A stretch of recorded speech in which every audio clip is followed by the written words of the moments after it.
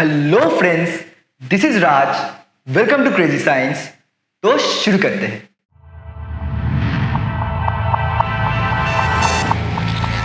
तो पहले समझते हैं ब्लैक होल कैसे बनता है।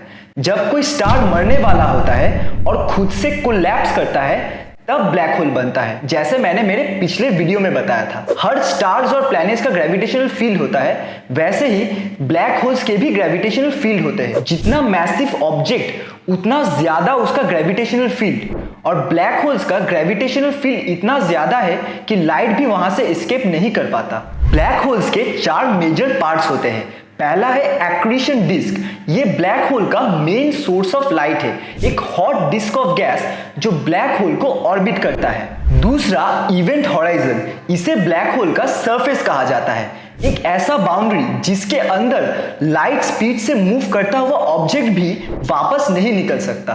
तीसरा photon sphere, black hole shadow के एज में जो थिन रिंग्स ऑफ लाइट दिखता है वो बेसिकली एक्रीशन डिस्क का हाईली डिस्टॉर्टेड इमेज है। डिस्क से निकला हुआ लाइट ब्लैक होल्स को हम तक पहुंचने से पहले यहां मल्टीपल टाइम्स ऑर्बिट करता है। And the last one, singularity. Black hole के सेंटर में एक ऐसा पॉइंट जहां मैटर इनफाइनाइट डेंसिटी तक क्रश हो जाता है।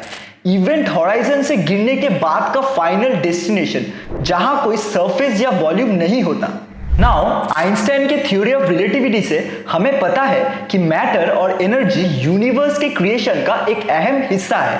मैटर और एनर्जी स्पेस को बेंड और स्ट्रेच करता है।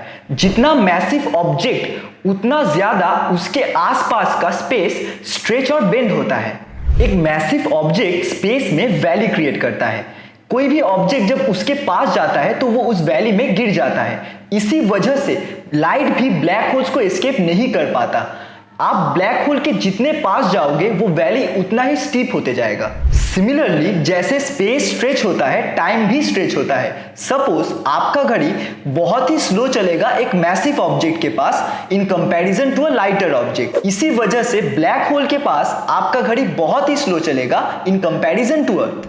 ब्लैक होल के पास 1 ईयर हमारे अर्थ में 80 इयर्स हो सकता है, और ऐसे ही आप फ्यूचर में ट्रैवल कर सकते हो। सिंपली आपको ब्लैक होल के पास फ्लाई करके अर्थ में वापस आना पड़ेगा। Wait, but here is a twist.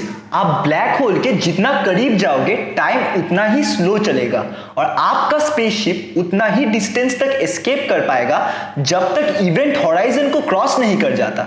एक ब्लैक होल टाइम को इतना बेंड करता है कि उसे पीछे की तरफ मोड़ देता है, जैसे कि एक शीट ऑफ पेपर को लेकर उसके दोनों एंड्स को ज्वाइन करने से एक लूप क्रिएट होता है। ब्लैक होल टाइम के साथ ठीक वैसे ही करता है, और अगर आप उस लूप के अंदर घुस पाए, जिसे physicist close time like curve कहते हैं, आप खुद को एक ट्रैजेक्टरी में पाओगे जो फ्यूचर से स्टार्ट होकर पास्ट में एंड होता है। इसी लूप के अंदर आप एक्सपीरियंस कर पाओगे कि कॉज और इफेक्ट को समझना बहुत ही मुश्किल हो जाएगा। एक्शंस जो पास्ट में हुआ है फ्यूचर को इफेक्ट कर रहा है, विच इन टर्न पास्ट के एक्शंस को भी इफेक्ट कर रहा है। सपोज आपको एक ब्लैक होल मिल भी गया और आपके पास स्पेसशिप भी है डायनासोर्स के समय में जाने के लिए। Still 3 problems will arise. First, आप ब्लैक होल के पास्ट में ही ट्रैवल कर सकते हो, जिसका मतलब है अगर वो ब्लैक होल डायनासोर्स के मरने के बाद क्रिएट हुआ होगा देन आप नहीं जा सकते।